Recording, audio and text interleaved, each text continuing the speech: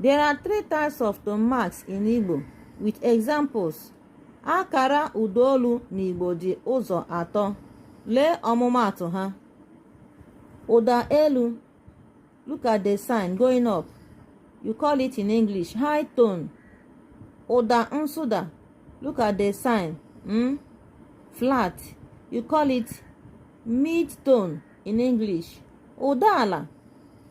Look at the sign going down. You call it low tone in English. Examples of them.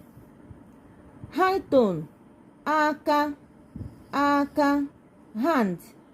Remember, the tone marks is only placed on the vowels. As you can see it here. Aka. Going up, the sound goes up.